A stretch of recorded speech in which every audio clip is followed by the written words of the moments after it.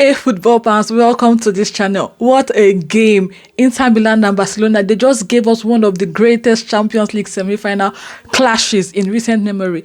If you're new here, don't forget to hit the subscribe icon and the bell, because today I'm just diving into all the drama, all the goals, all the tactics, and the key moments from this absolute thriller. Let's just get straight into it. Inter Milan are through into this year's Champions League finals, going to face whoever wins tomorrow between PSG and Arsenal. So this was the second leg at the iconic San Siro. First leg, it was a 3-3 madness, and this one somehow, it was even more intense. Final score, Inter Milan 4, Barcelona 3. After extra time, that's a 7-6 aggregate score goals. 7-6, that is insane. Inter Milan came out flying. Lautaro Martinez, absolutely clinical, opens the scoring with a smart finish in the 21st minute. Then, guess what? Calhanoglu steps up with ice in his veins, buries a penalty just before halftime. At this point, Inter Milan was 2-0 up and they look very comfortable. But just before you know what's happening, in the beginning of the second half, Barcelona actually scored two goals in 6 minutes.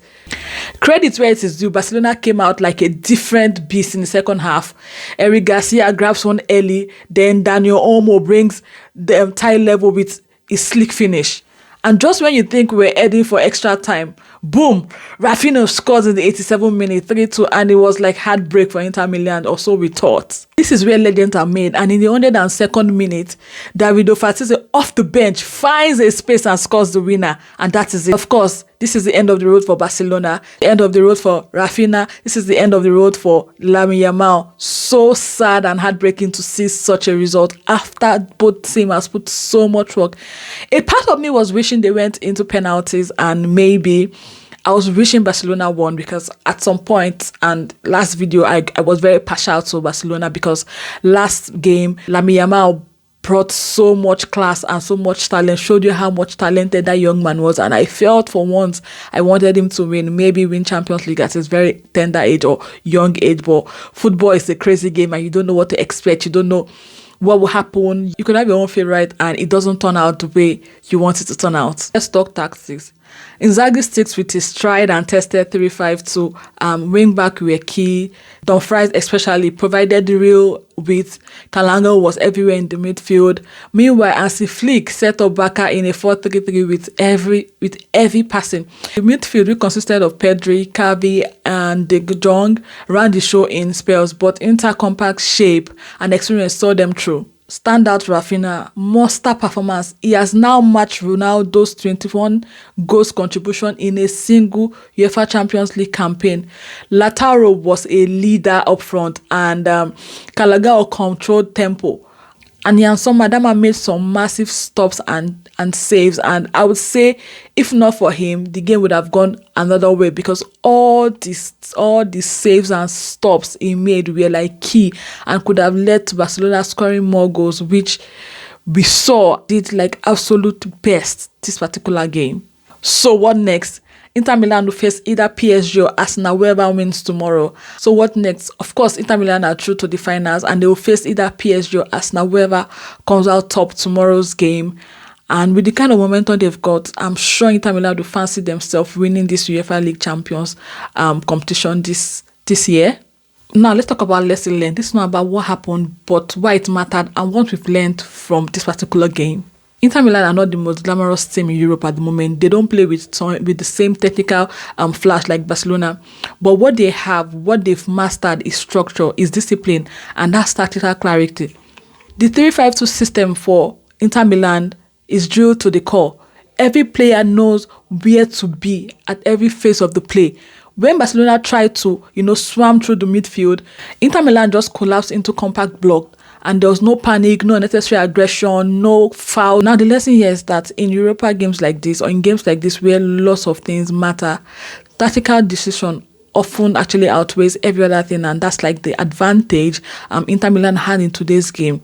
Barcelona had flair, yes. Inter Milan were very focused. They had just one goal and they executed their goal correctly. Barca, on the other hand, they were like 3-2 up in the 87th minute. All they had to do was just to close out the game. They didn't need another goal. They needed just to control that particular game, but they kept pushing And they left and they kept pushing and they kept leaving space behind, and Inter punished them for that and they scored the equalizer. Managing a lead is not the same as defending deep. It's all about controlling the tempo of the game, slowing down the game. At 87 minutes, you didn't even have to do anything. Just keep passing the balls within your defenders and your keepers and make sure that Inter Milan doesn't even have the ball. But no, Barcelona kept going as if they wanted to score the fourth goal. You didn't need a fourth goal at that point. You just needed to hold on to that hold on to that last goal lead that could have actually let Barcelona seal the win in the 87th minute. But they got greedy, and Inter Milan stayed patiently and waited for them to make that particular mistake, and they went and pounced on them and actually scored that goal that led to the equalizer. Both teams had long spell of possession, but the real damage happened in transition, counter-attack, fast breaks, rebound. You could see it in Inter Milan first goal. I could also see it in Barcelona's third goal. How about Frattesi winner? All born out of chaos from transition. And this is what happens in modern elite football. Possession matters, yes, but if you can't transition quickly, both into attack and into defense, you will be punished, and we could see how it happened today for Barcelona. Also, defensive awareness. Barcelona defended with numbers. They still conceded 4 goals. Why? Because numbers alone don't defend. Awareness does. Communication does. Tracking run does. Good timing also. On Frattesi's goal, Barcelona had 6 men in the box. It didn't matter. No one tracked the runner. Same with Lautaro's opener.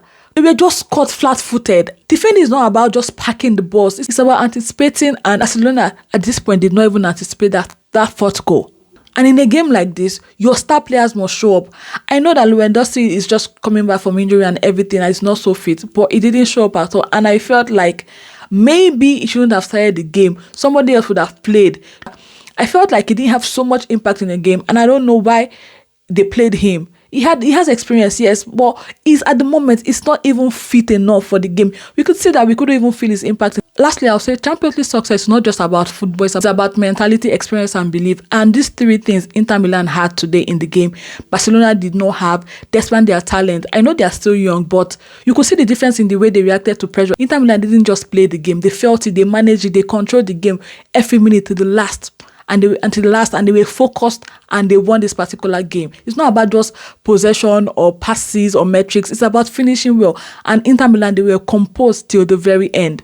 I'll say it's been the best match so far in this year's Champions League game, and it's taught us that European football is about control. It's about control, commitment, and clarity. Barcelona reminded us that beauty must be balanced with, pragmatism, and both teams gave us 120 minutes of pure drama. So I would say congratulations to Inter Milan and good luck to Barcelona. Maybe next year they'll do better. Maybe next year Lamine Yamal would get to win the Champions League, and maybe next year they'll have more experience and would have learned more lessons from this game. I don't know what tomorrow's outcome will be. Are we expecting what will happen between Arsenal and PSG? I hope that the game will be as interesting as this. Let me know your thoughts in the comment section.